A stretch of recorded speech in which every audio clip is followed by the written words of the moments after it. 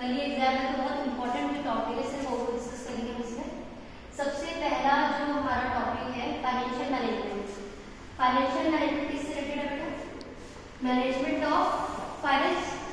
इसमें आपको जो करना है, प्लान करना है फाइनेंस के लिए, प्रोक्योर करना है, optimal utilisation and control. These four things are to be done in this. Financial management is concerned with optimal procurement and usage of finance, कि आपने फाइनेंस कहाँ से अरेंज करना है और किस तरीके से उसका यूजेज करना है। ठीक, तो उसका ऑब्जेक्टिव क्या, क्यों करना है, सबसे बड़ी बात। The main motive of financial management is, primary objective is maximisation of wealth of share holder and second is, this is the main motive, maximization of wealth of shareholder। Maximise wealth का मतलब जो आपके existing share holder, जो कल वाले topic में discuss किया था, उसकी हमें वेल्थ को इंक्रीज करना है। वेल्थ कैसे इंक्रीज होती है, कंप्यूटेड कैसे होता है, number of share into market price पर शेयर। ये 1 लाख का क्वेश्चन पूछा जा सकता है आपसे कि आपकी वेल्थ मैक्सिमाइजेशन कैसे कैलकुलेट होती है, कितनी वेल्थ है, मतलब वेल्थ मैक्सिमाइजेशन का मतलब नहीं, आप वेल्थ कैसे कैलकुलेट होगी कि आपके पास कितने शेयर है और एक शेयर की प्राइस कितने हैं। अगर आपका ये पहले वाला डेटा था, सपोज आपके पास 1000 शेयर थे और एक शेयर की वैल्यू 10 थी, तो आपकी वेल्थ कितनी थी, 10,000। अगर मैं कहूँ कि आपके 1000 की शेयर हैं बट अब शेयर की वैल्यू हो गई है 15, तो ये हो गया 15,000, यानी कि पहले से आपका इंक्रीज हुआ है, तो हम कह सकते हैं शेयर होल्डर की वेल्थ मैक्सिमाइज हुई है। आपका मेन मोटिव फाइनेंशियल मैनेजमेंट में क्या रहता है, कुछ भी डिसीजन लो लेकिन इस वे में लेना है कि आपकी जो वेल्थ है, मतलब शेयर होल्डर का जो बेनिफिट है वो बढ़ जाए। ठीक है, तो इसके लिए बहुत शॉर्ट में चलेंगे बेटा, अभी जैसे टाइम हमारे पास नहीं है। हमें 3 डिसीजन लेने होते हैं फाइनेंशियल डिसीजन। 3 मेन डिसीजन आपके कौन कौन से हैं, एक सेकेंड।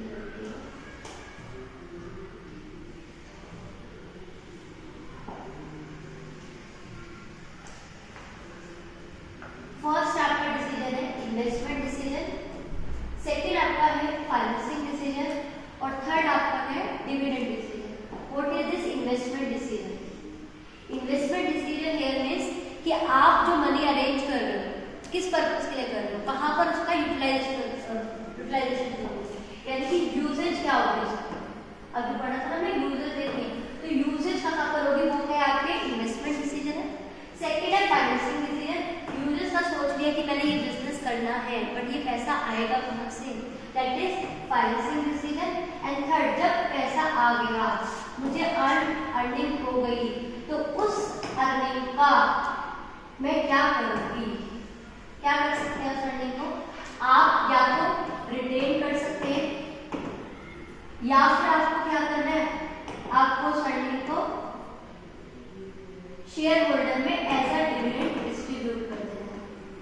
देखो समझो बच्चों, पैसा कहां से आएगा, फाइनेंसिंग डिसीजन, पैसा कहां से आएगा, आने के लिए मतलब क्या, देयर आर 2 वेज, कि आप ओनर फंड से ज्यादा लोगे या फिर आप बोरो करोगे, यानी कि पैसा कहां से आएगा, ओनर फंड से या फिर बोरो से। कोई भी बिजनेस बिना ओनर फंड के नहीं चल सकता, तो ओनर फंड तो होगा ही होगा, लेकिन किस क्वांटिटी में होगा वो आपका फाइनेंसिंग डिसीजन है।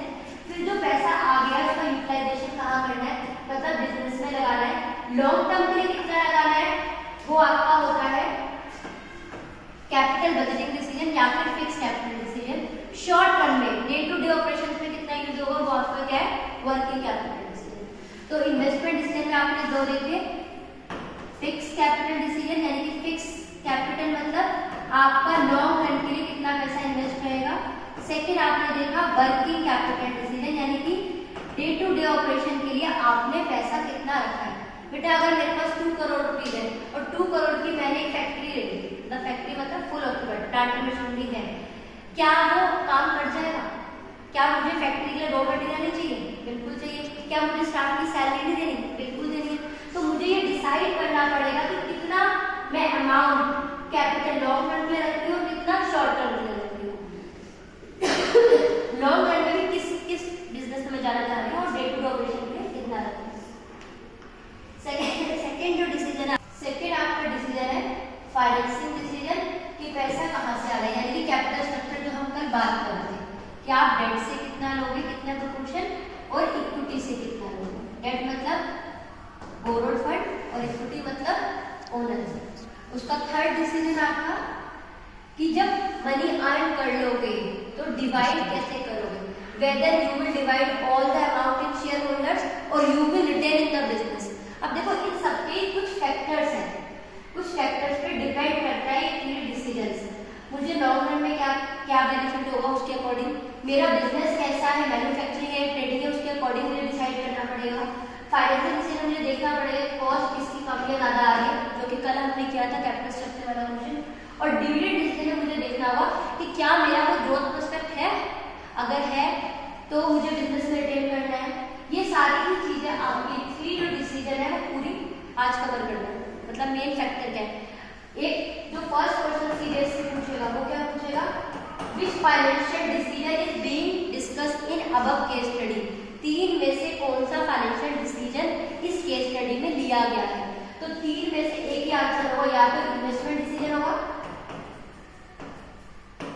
या आपका फाइनेंशियल डिसीजन होगा, या फिर आपका डिविडेंड डिसीजन। डिविडेंड डिसीजन, ठीक है। तो एक क्वेश्चन सर्टेन हो गया कि आपका कौन सा फाइनेंशियल डिसीजन लिया गया। बेटा एक बात तो ध्यान रखना, ये वर्ड है फाइनेंशियल और ये वर्ड है फाइनेंसिंग। अगर आप आंसर में लिख देते हो फाइनेंशियल डिसीजन लिया गया तो आपका आंसर रॉन्ग हो जाएगा। आपको फाइनेंशियल डिसीजन नहीं लिखना है, फाइनेंसिंग लिखना है। फाइनेंशियल के थ्री डिसीजन है, इन्वेस्टमेंट, फाइनेंसिंग एंड डिविडेंड। चलिए अब बात करते हैं कि अगर आप इन्वेस्टमेंट डिसीजन ले रहे हैं तो कौन कौन से फैक्टर इफेक्ट करते हैं।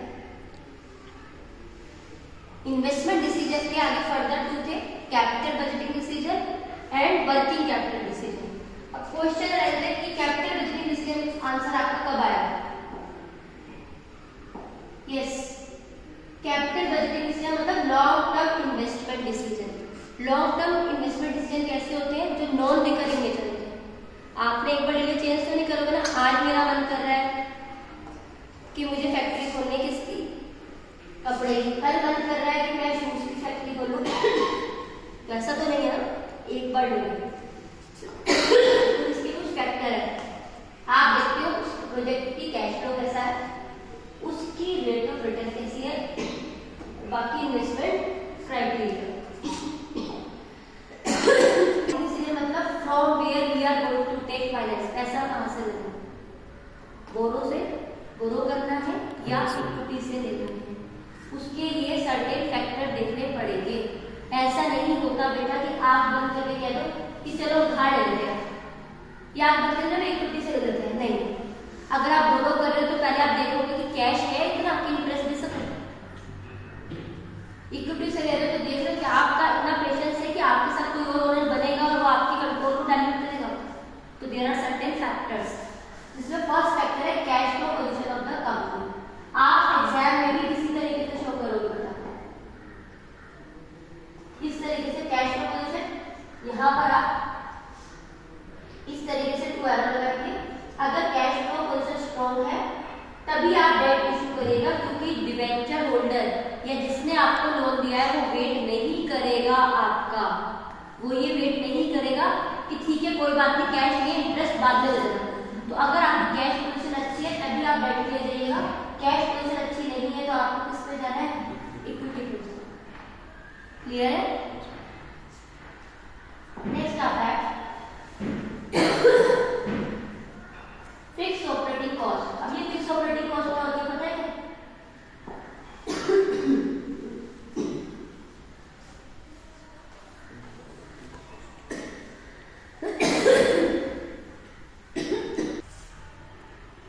देखिए क्वेश्चन आया, मतलब आंसर में लिखा है हाई ऑपरेटिंग कॉस्ट है तो ये फ्री है, और उससे पहले ऑपरेटिंग कॉस्ट पता होनी चाहिए। What is this operating cost?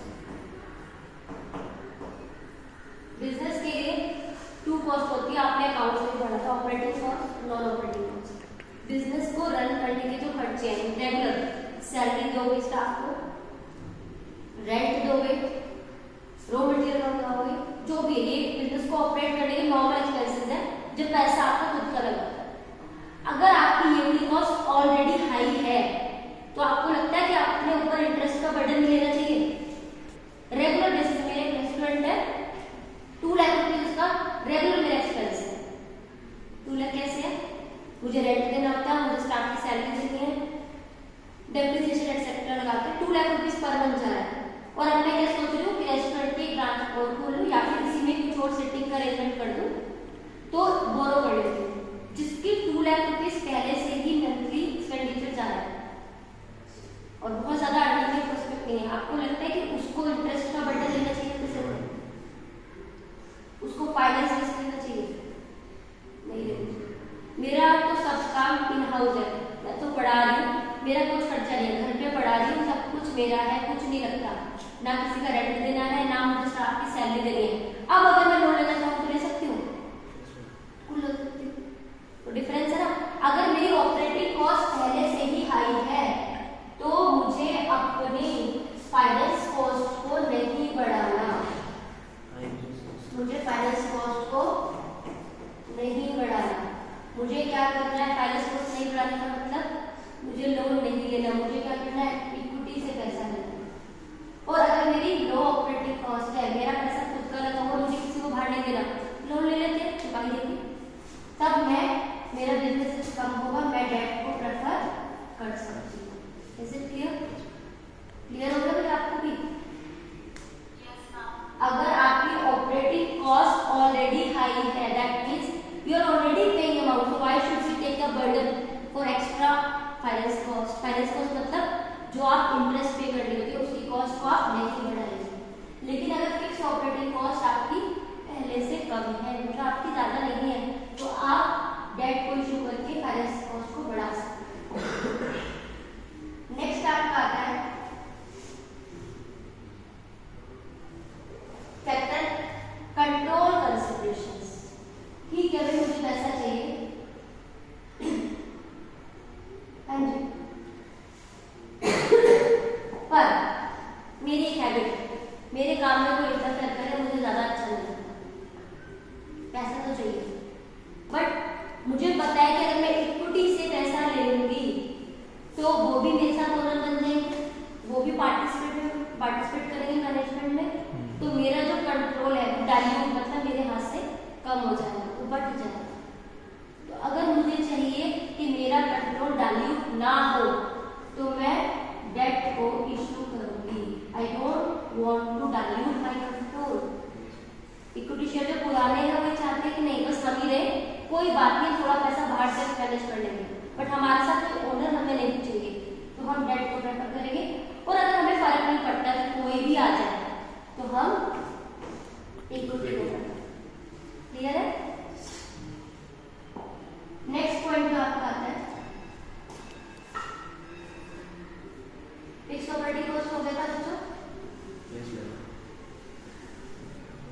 Next आता है state of capital market. Capital market कैसा हो सकता है? बूम या फिर डिप्रेशन। बूम का मतलब क्या है? फ्लो में हर बंदा चाह रहा है कैपिटल मार्केट में इन्वेस्ट करें, शेयर्स परचेज करें। अगर आपका मार्केट ऐसा चल रहा है तो आप इक्विटी, आप भी बहती गंगा में हाथ देंगे, अपने शेयर्स मार्केट में निकाल देंगे, लोग परचेज कर लेंगे, इन्वेस्टर्स आपको मिल जाएंगे, तो आप इक्विटी को प्रेफर कर सकते हो। बट आपका डिप्रेशन चल रहा है, मतलब investors are not willing to take risk. Investor को लगा नहीं मार्केट में मंदा चल रहा है, बड़ा सुना होगा, तो आप जब मंदा चल रहा है आपको पता है कि लोग शेयर लेंगे ही नहीं, तो आप क्यों शेयर इशू करेंगे? फिर आपको किस ऑप्शन पे जाना है? डेट पे। नेक्स्ट आता है आपका फैक्टर्स में, ये आप कुछ हमने करेंगे, इसके लिए क्या क्या जैसे सीपीएफ की वो थी, तो सीपीएफ वेबिनार हमने करवाई थी तब की थी, मैंने नहीं बनाई है अभी। ये आपके कुछ मेल थे जिसको हमने शॉर्ट में क्या क्या बनाई है। One cost, risk, rotation cost, two the cash flow position of the company, fix operating cost, control and state of capital market. 3 cost bear करो, रिस्क लो, प्लीज चेक करो। इस लाइन के थ्रू आपने फैक्टर को याद कर लिया। क्या बोला? 3 कॉस्ट बेयर करो, रिस्क लो 3 C's चेक करो।